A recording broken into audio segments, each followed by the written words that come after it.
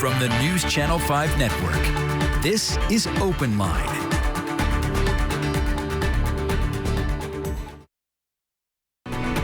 Good evening and welcome to Open Line. I'm Chris Davis. I am so happy to be with you tonight. If you spend any time following Tennessee politics, you know this is busy season up on Capitol Hill. A lot of bills this legislative session feature education, and the one that's getting a lot of talk these days is the so-called Parents' Bill of Rights Act. There's a lot to delve in to this one piece of legislation alone. So joining us tonight as our guest is Beth Brown. She is the president of the Tennessee Education Association. Beth, so much thanks for being on Open Line.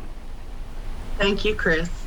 So let's delve right into this. If people aren't familiar with this legislation, what does it do? Well, the proposed legislation in its current form does a number of things. There are pieces of it that limit or define what sort of medical treatment students can receive at school. There are a lot of different pieces of that.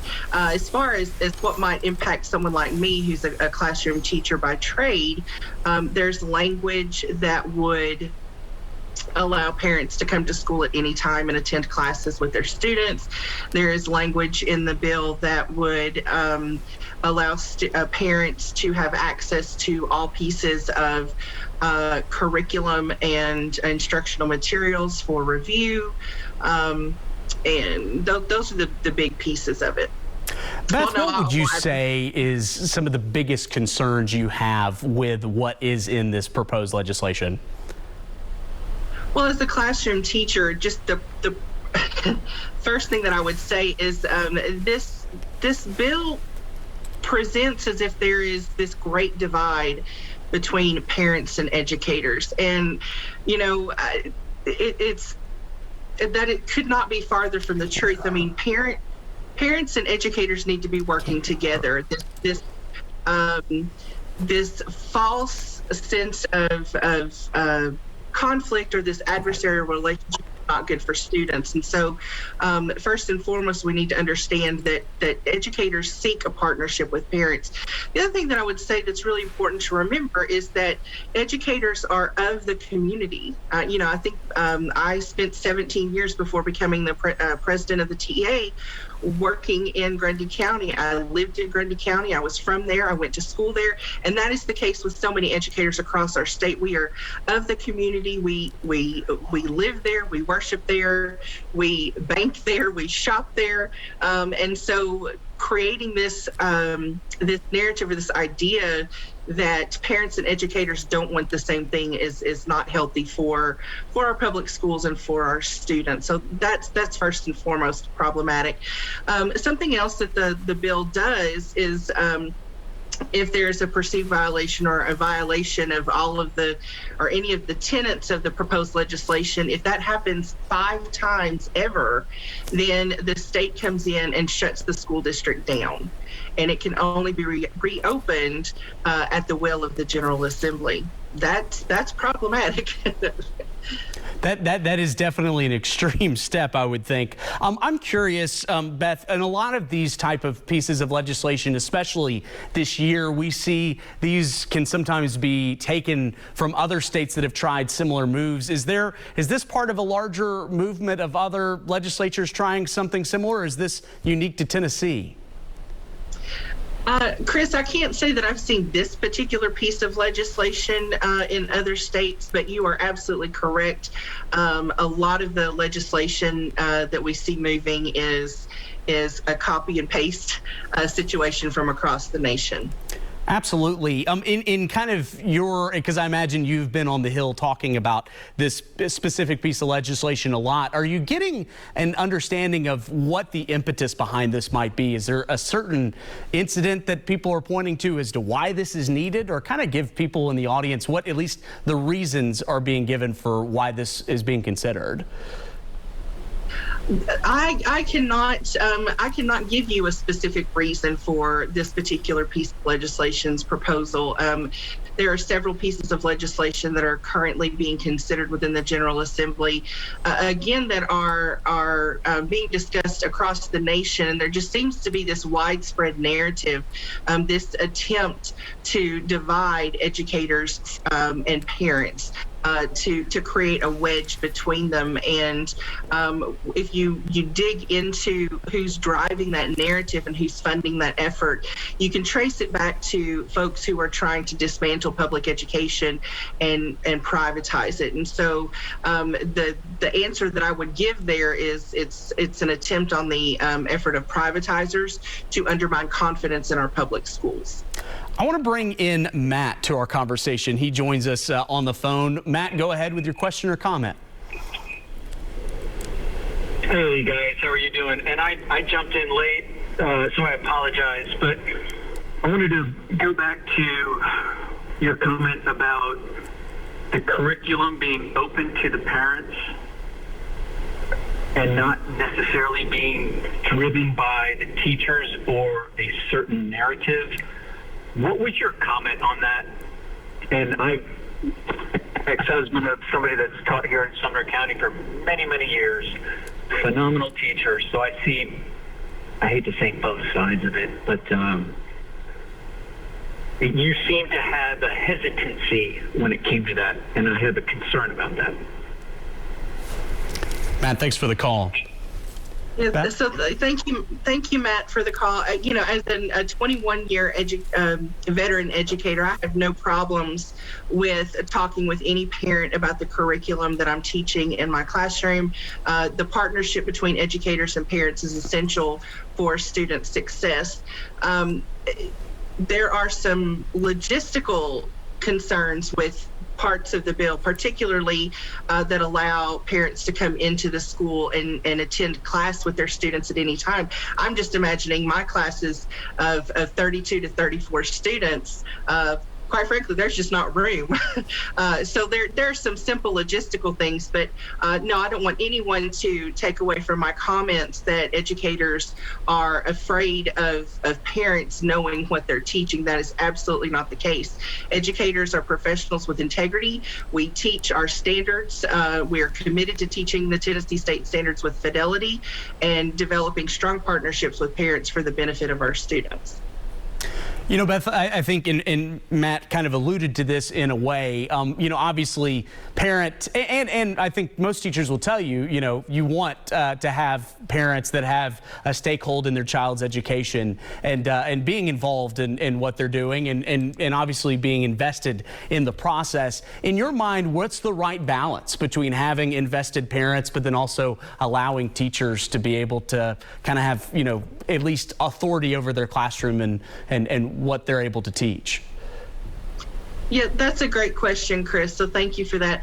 I think first let's recognize that educators are highly trained professionals in pedagogy and teaching our standards and helping students to be successful academically.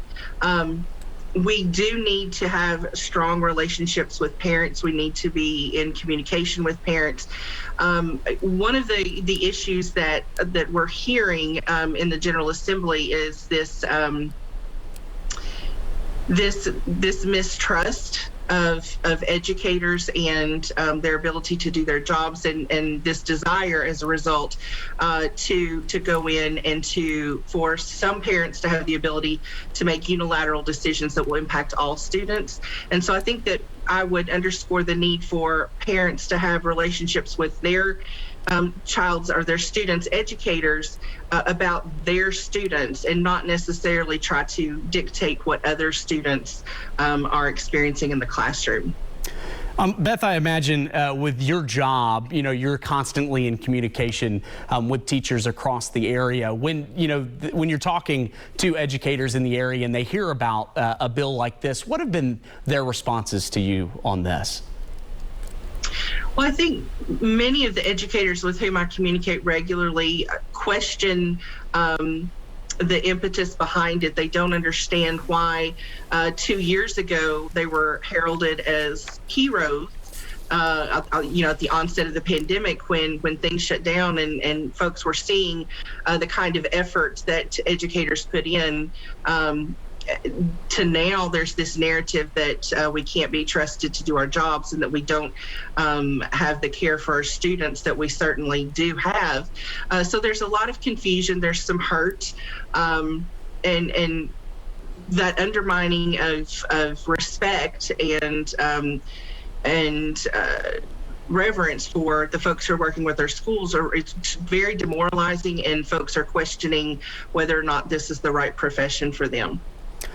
Beth, as you mentioned in the outset, there are a lot of aspects to this bill. I'm curious, as you kind of go through the list, are there aspects of the bill that you go, okay, that makes sense, or this is something that we should potentially consider?